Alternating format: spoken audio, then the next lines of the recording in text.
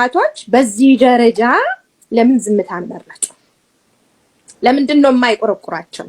ለምንድነው የካህን ወንድማቸው ቀድሶ ሲወጣ አቅርቦ ቆርቦ ሲወጣ በድንጋይ ተመቶ ደሙ በጠራራ ፀሐይ ሲፈስ ለምን አልቆጫቸው?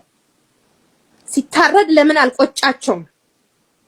ለዘር እንዳይተርፍ እስከ ልጅ ልጁ ታርዶ ቀብር ያላገኘው ካህን ለምንድነው ያልቆረቆራቸው?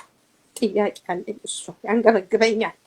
አንድ ቀን በቅዳሴ መሃል ለምንድነው ሞታቸው ሊነገር ያልተፈለገው? ለምንድነው ሞታቸው እንደምንም ተድበስብሶ እንዲቀር የተደረገው? ለምንድነው መጠየቅ ፈልጋለሁ። በመላው ዓለም በውጪ ያላችሁ ካህናት ነን የምትሉ ሰዎች ይሄንን እንድትመልሱልኝ ፈልጋለሁ። እኛ ዛሬ ቅዳሴ አስቀድሰን ነጭ ለብሰን ዘምረን ብለን ዝማሬው እግዚአብሔር የማይቀበለው ነው። በእውነት እኔ አረጋግጣለሁ። እኔ ጻድቅም አይደለሁም ምንም አይደለሁም። እኔ ግን ጭፈራ የሚመስል ዝማሬ ዘምረን ወደ ቤት የምንገባበት ሰዓት ነው ወይ? እኔ ጥያቄ ይሄ ነው። በክብር ሞቶ በክብር ታሞ በክብር ቀብር ለሚያገኝ ምዕመን ስራ ተቀርጾ ሰዓት ተወስዶ ፍታት ይደረጋል በየአብያተ ክርስቲያናቱ። እዚህ ለሚያልቅ ካህን ለምንድነው ፍታት እንኳን የተነፈጋቸው? ኦርቶዶክስ አንድ አይደለችም እንዴ?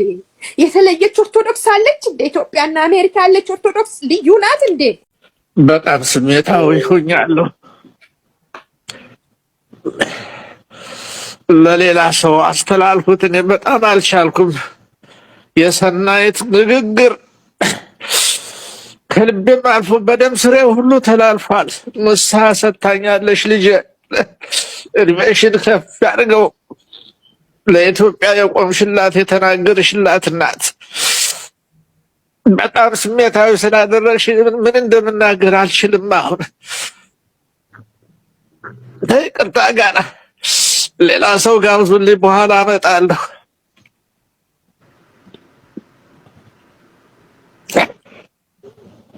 እግዚአብሔር ገስጾናል፣ ጥሩ አድርጎ ነግሮናል። ከዚህ በላይ ምን ትፈልጋላችሁ? ካህናት አባቶች፣ ወንድሞች፣ ከዚህ በላይ ንግግር፣ ከሰናይት ንግግር በላይ ምንድነው የምትጨምሩበት? ምንድነው የሚሰራው? እኔስ ምንድነው የምናገረው? የእግዚአብሔርን ስራ ገስጻናለች፣ በሚገባ ነግራናለች።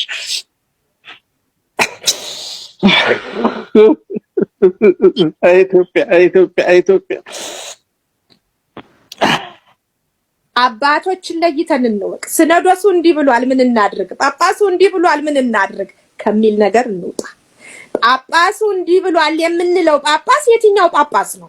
ስለ ሞታችን የቆረቆረው፣ ስለ ቤተ ክርስቲያናችን መፍረስ የተቆጨ፣ እኔ ለቤተ ክርስቲያን ራሴን ሰጣለሁ የሚል ጳጳስ ካለ አዎ እንቀበላለን፣ እንከተላለን፣ ህጉን እንፈጽማለን። ግን ካስገዳያችን ጋር ሆኖ እያስገደለን ያለን ጳጳስ እውነት በትልቅነታቸው በእድሜያቸው እናከብራቸዋለን። እንደ ሃይማኖት አባት እኔ በግሌ አልከተላቸው። አቋም መውሰድ አለብን።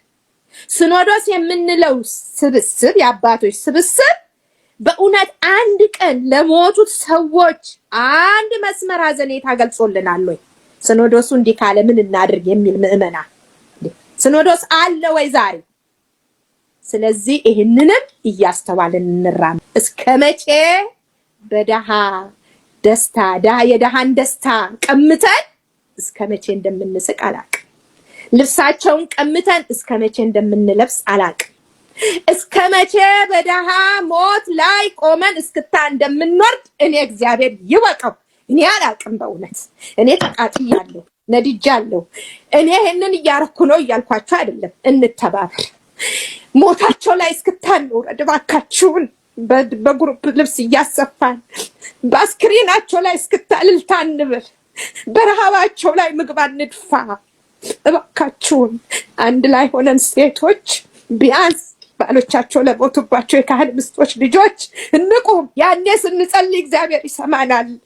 የወንጌልን ቃል በፍርድ ቀን የምንጠየቀውን ቃል አሁን ለሞቱት ወገኖቻችን ቆመን ከማይረባ ከዓለማዊ ስኬት ብለን ከቆጠርነው ነገ እግዚአብሔር በጥቅሻ አውሎ ንፋሱን አምጥቶ በአንድ ደቂቃ በሰከንድ ድምጥማጡን አውጥቶ እልም ለሚያረገን ሀብት ንብረት ብለን ድሃዎችን እርቃናቸውን አርገን እኛ እንደዚህ ያለሁን እባካችሁን ይሄንን እጠይቃለሁኝ በእግዚአብሔር ስም። ይሄንን ለእናቶች ግን ምዕመናን ራሳችሁን ነጻ አታድርጉ።